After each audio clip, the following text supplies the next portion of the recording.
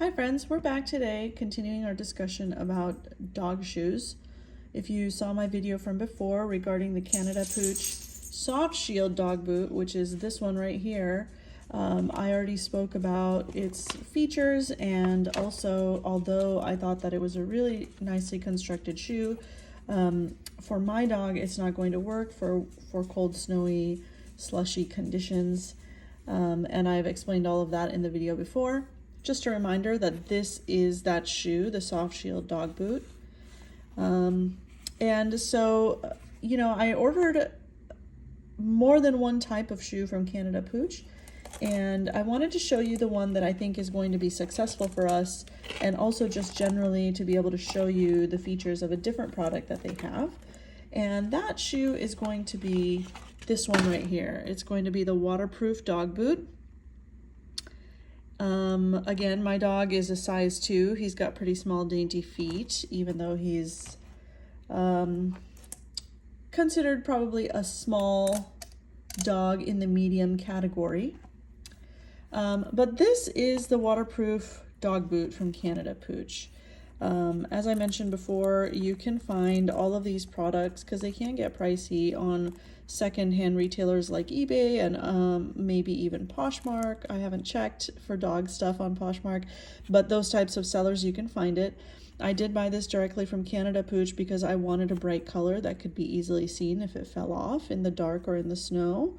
I'm going to take this protective layer out right here. Let us just take a look first of all at the features of this shoe. Okay, so first of all, it's made of a really flexible, pliable silicone. It's a silicone material. You can see here, this is the top of the shoe, and here's the side that faces the street. You can see that it has a lot of really good texture for gripping surfaces, especially slick surfaces. It has these channels that I assume allows gripping, but still lets water or slush to be able to get squish out from under the shoe, so that hopefully the dog's foot is not hydroplaning. What I can tell you from feeling this right now, I'm going to give it a pinch. If I pinch the top side of the shoe, you can see how thick that pinch is. And if I pinch the bottom half of the shoe, you can see how much wider the material is. So I can feel certainly that the sole part of the shoe, where the foot pad would be, is much thicker than the top. And you can also see that the thick layer, it wraps around to the front onto the toe. So that is really nice. It's protective over the front, which is really helpful. You can see that the closure is a Velcro closure. This band is also silicone with a Velcro stitched onto it. It goes all the way around, just like the soft shield boot did. The Velcro layer and the whole band is fixed onto the shoe right here. It's completely fixed. It's not free floating off the foot at this back area. Only on the front is it free to move. You can see there where it's attached, and it's free to move here in the front.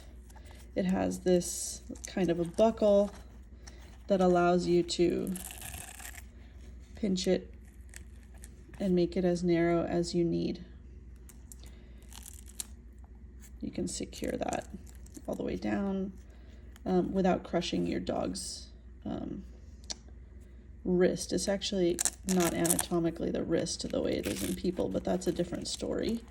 I'm a little bit fascinated by the bone structure compared to dogs' arms and legs to ours, but that's not what this video is about. But anyway, you can secure it here. The top end, so this is the part that, keeps it on your dog's foot. The top end here, so let's take a look inside. There's no lining inside this shoe. It's just 100% silicone bootie. There's no other type of fabric on the inside. I'll try to turn it for you a little bit. You can see there's no other kind of fabric in here, which means that this shoe would be cold. This shoe would be cold in cold weather. It'll just feel like whatever is the ambient temperature of the ground, because there's no other type of insulation or other material in here. And you can see that that's the case all the way down to the toe box. I found it really helpful, easy to get this shoe on. You can see that this boot, this is actually the cuff of the silicone boot right here. And in order to have this toggle closure, they have stitched an additional separate cuff of this nylon, really soft, really thin, lightweight nylon material, just enough to hold this rubber band toggle in place. So what happens is when I put my dog's foot into here, because this part is more rigid, it doesn't collapse in. This fabric on the top, it doesn't collapse in and get in our way while we're trying to navigate his foot into the shoe. I find that really helpful because my dog doesn't want to wear shoes. Mowgli also has, as I've mentioned, like really dainty little feet, and I have to kind of sometimes finagle his cute little foot all the way into the shoe, and it might get hung up here if this was kind of collapsing down on us, but that does not happen in this shoe. So I really appreciate the fact that that is how it's structured. And then once you have it, just like any other toggle, this is a really strong rubber band here. You can close it as much as you want. So this is where the water and the snow or the mud is not going to get into the shoe from the top end. So this shoe is a lot more flexible, even though this bottom part is thicker than the top part. If you recall, or if you saw our last video, I'll just compare that to this shoe now. And I was explaining why for Mowgli, for my dog, this shoe is not going to work, because this is such a nice soft shell type material, which is great, and it also has the toe wrap around. But this rubber, even if it's only a couple millimeters, it's just so robust in its integrity and its stiffness, I should say, that making this bending angle to walk is not, my dog's doesn't drive enough force to bend such a stiff material. Probably once you break it in, it might be okay, but he's not willing to walk in that stiff shoe enough to break it in and create that new crease there that he would need.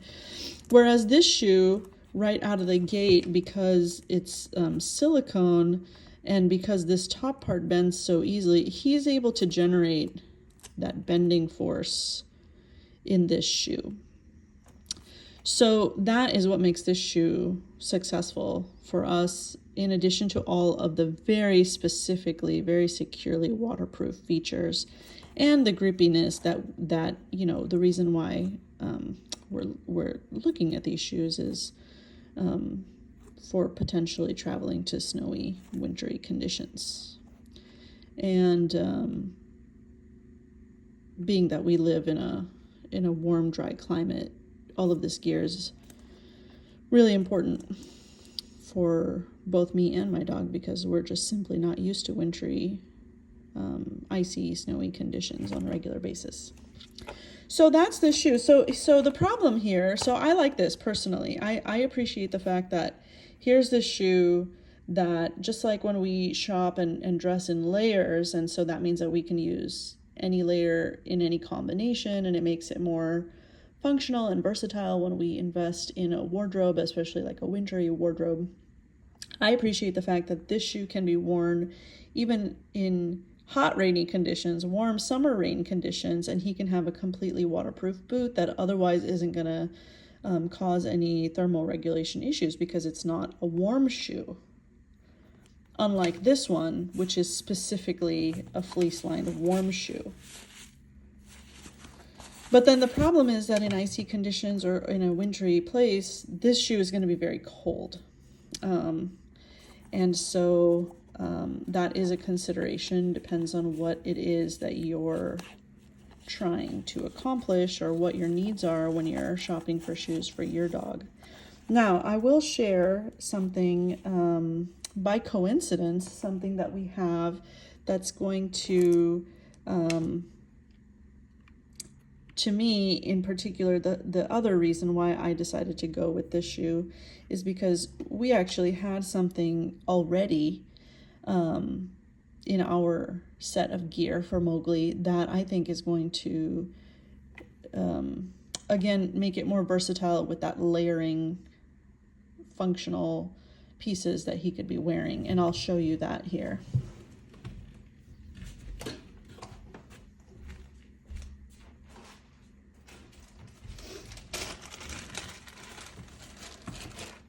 So quite a while ago, early on when I first adopted Mowgli, I had been, struggling and wondering about protecting his feet.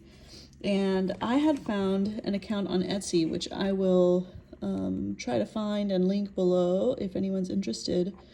But I had ended up buying him just a straight fleece bootie. Now, it's a total coincidence that this is yellow and this is yellow.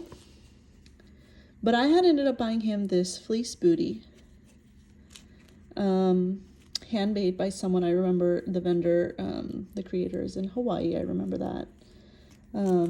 But this was a really thick fleece mitten, essentially, with a flexible, elastic closure, Velcro closure that fits just barely right. In fact, I think as a standalone shoe, I actually think that I bought one size a bit too small. This shoe fits just barely right on Mowgli's little paws. But the thing is that now I realized in this winter travel endeavor that we're trying to undertake, I can pair these. This shoe is so flexible and so roomy, and this fits so close. It's kind of like wearing a base layer and an outer jacket. I'm going to be able to put these two together. And actually, I did that. I made him walk around the house, and he actually was willing to walk around. We left it on for a while. He wasn't uncomfortable. He wasn't overheating. And that's inside our house here where we live, and not, in a cold place. Where he certainly wouldn't be overheating just by wearing a fleece bootie. So this is a solution I think that I decided that would be perfect for us in this situation, that these two items, they pair really well together. It makes it so he can have warm shoes whenever he needs. He can have just a waterproof shoe whenever he needs, or he can have both.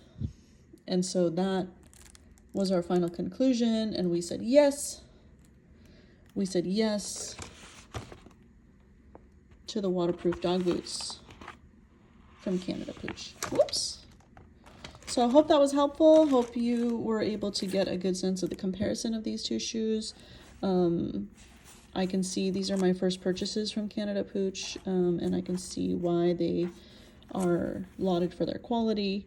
And hopefully it gives you a little bit of an idea of how you might be using different products and what you might look at to help you choose what's going to work the best for you, not just for one instance or one trip, but in the long term as well, because I look at this stuff that I buy for him as an investment, just as I would for myself if I bought a really nice jacket or really high quality gear for certain outdoor endeavors. So good luck, and follow along when we talk about other of our considerations as we plan for different trips. Thanks.